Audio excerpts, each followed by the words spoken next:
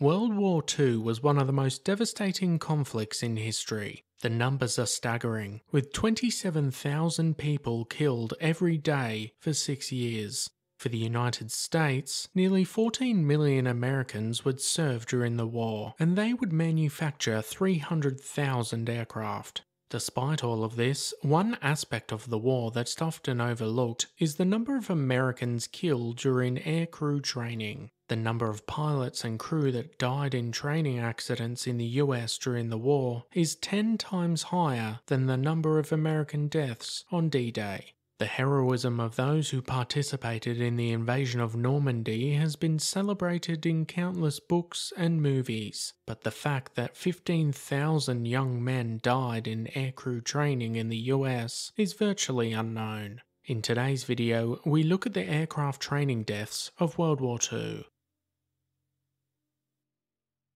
If you enjoy this video and want to see more, hit the subscribe button. It's free and really helps the channel reach more history lovers like you.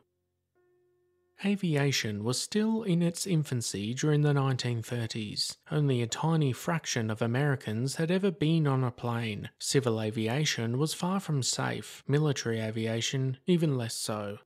In 1930, the accident rate for military aviation was 144 accidents per 100,000 flying hours. By 1940, the rate had been reduced to 51 accidents per 100,000, a reduction of more than 2/3. But even this improved rate would be considered unsafe today.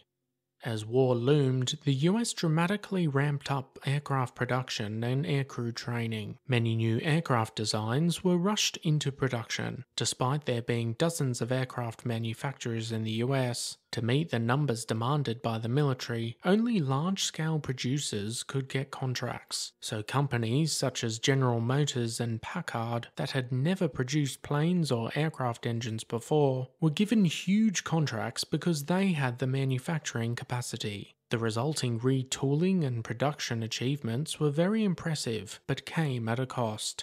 Numerous planes were put into use without proper testing, and in many cases, even when design flaws were known, there was no time to investigate and take corrective action. Engine failures and onboard fires were common. The crews knew what they were dealing with. The B-24 bomber was nicknamed the Flying Coffin due to its many problems. Not surprisingly, more trainees died in B-24s than any other plane, but the war took precedent over safety. The planes continued to fly.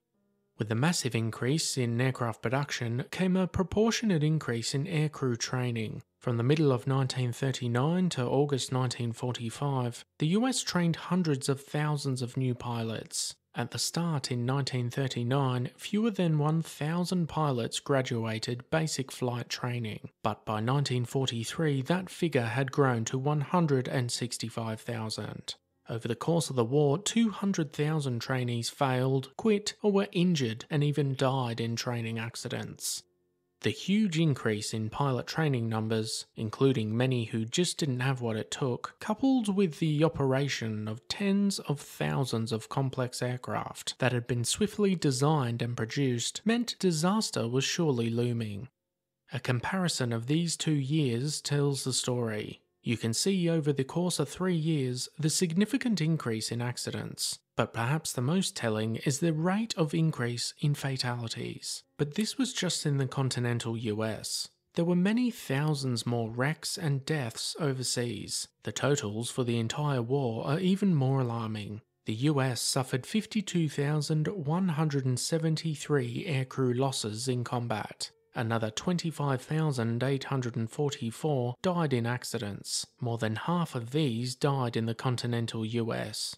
There was a loss of 65,164 planes during the war, but only 22,948 were in combat. There were 21,583 lost due to accidents in the US, and another 20,633 lost in accidents overseas. Many more planes were lost due to pilot error or mechanical failure than were shot down by the enemy. More than 1,000 were lost while being delivered to their duty stations from the US alone, so the danger of non-combat flying didn't end with the conclusion of training. The planes continued to be unreliable, and to make things worse, once overseas, many green pilots were given the controls of planes in which they had little to no flying experience. Britain had a similar problem. The dangers of training involved flying with inexperienced recruits in older aircraft. This would result in more than 8,000 men being killed in training accidents or other non-operational flying during World War II. In general, for the British, flying was dangerous. Chances of survival varied depending on factors such as inexperience, fatigue, type of aircraft flown, and the target. The most dangerous were the first and last 5 flights. During the whole war, 51% of aircrew were killed on operations, 12% were killed or wounded in non-operational accidents, and 13% became prisoners of war, leaving only 24% of aircrew surviving the war unscathed. As the figures have shown, non-combat flying was extremely hazardous whether in training or after arrival overseas. The courage displayed by aircrews in combat over Germany and Japan, and the losses they sustained, is one of the most remarkable stories of World War II. But it shouldn't be forgotten that nearly 15,000 young men died in training accidents without ever leaving the United States. Although they never faced enemy planes or anti-aircraft fire, their sacrifice was as real and unforgettable as those shot down over Europe and the Pacific. How exactly could the US have lowered these disturbing numbers? Was there any way around it, or was it just a side effect of the fast-paced war? Let us know your thoughts in the comments section down below. As always guys, thanks for watching. Be sure to hit that subscribe button if you want to expand your knowledge and join the growing Premier History community.